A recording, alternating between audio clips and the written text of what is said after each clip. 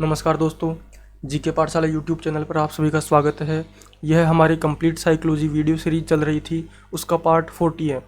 इस वीडियो में हम रॉबर्ट गेने का अधिगम सिद्धांत पढ़ेंगे। तो चलिए बढ़ते हैं वीडियो की तरफ और समझते हैं रॉबर्ट गेने का अष्टसोपानकी सिद्धांत। हर बार की तरह हम देखेंगे कि हमने क्या पढ़ लिया था और क्या पढ़ना बाकी है। सबसे पहले देखिए, हमने अधिगम टॉपिक चल रहा था हमारे, उस अधिगम टॉपिक को हमने 6 सब टॉपिक्स में डिवाइड किया था। 6 सब टॉपिक्स में सबसे पहले था अवधारणा, फिर अधिगम के सिद्धांत, फिर अधिगम स्थानांतरण, अधिगम वक्र, अधिगम वैकल्य और अवधारणा मानचित्रण।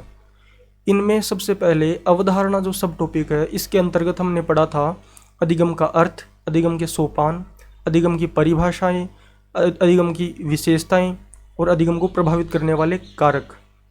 इसके बाद में हमने अधिगम के सिद्धांतों को प्रारंभ किया था। अधिगम के सिद्धांतों को हमने मुख्य रूप से 4 विचारधाराओं के अंतर्गत बांटा था।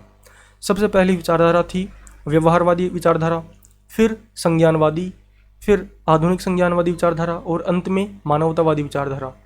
व्यवहारवादी विचारधारा थी, इसके अंतर्गत हमने थार्नडाइक, पावलोव, स्किनर, क्लार्क हल और गुथरी, एडविन गुथरी, इनके अधिगम सिद्धांतों को समझा था। फिर हमने संज्ञानवादी अधिगम सिद्धांतों को प्रारंभ किया था, जिसमें हमने सबसे पहले कोहलर का अधिगम सिद्धांत पढ़ा, कोहलर का सामाजिक अधिगम सिद्धांत। फिर हमने टोलमेन का अव्यक्त अधिगम सिद्धांत पढ़ा, जिसका दूसरा नाम उद्देश्य पूर्ति अधिगम सिद्धांत भी था। फिर हमने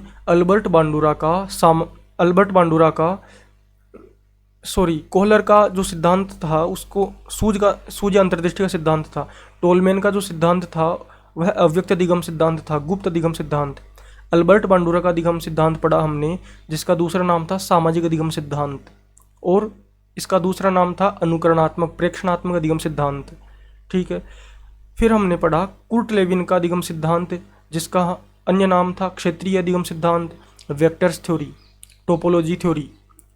इसके बाद में नेक्स्ट सिद्धांत आता है अपने रॉबर्ट गेने का अधिगम सिद्धांत, जो हम इस पर्टिकुलर वीडियो में समझेंगे।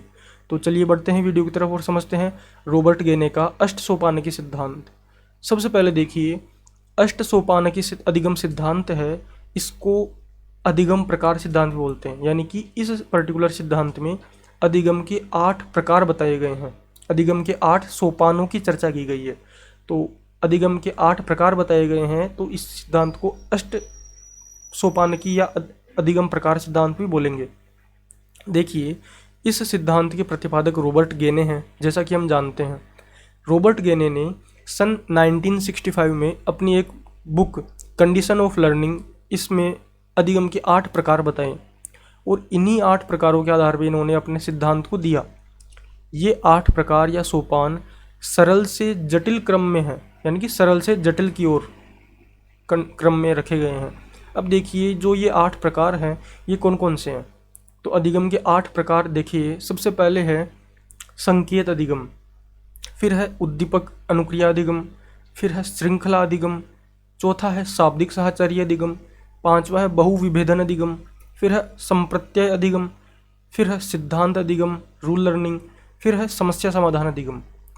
ये जो 8 प्रकार है रॉबर्ट गेने ने बताए हैं, इनमें सबसे तुच्छ यानी निम्न कोटि का अधिगम प्रकार है संकेत अधिगम।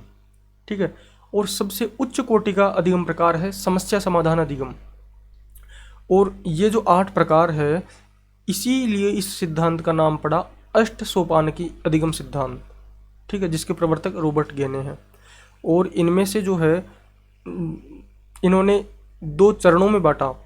इसमें 1 से 3 तक जो अधिगम सिद्धांत है, ये मानव और पशु दोनों में होते हैं, लेकिन जो 4 से 8 तक जो अधिगम सिद्धांत है, ये केवल मानवों के लिए हैं।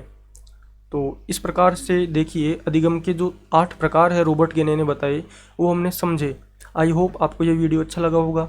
वीडियो अच्छा लगा है तो वीडियो को लाइक एंड शेयर कीजिए, चैनल को सब्सक्राइब कीजिए। कोई डाउट है, कोई सजेशन है तो कमेंट कीजिए। धन्यवाद। जय हिंद।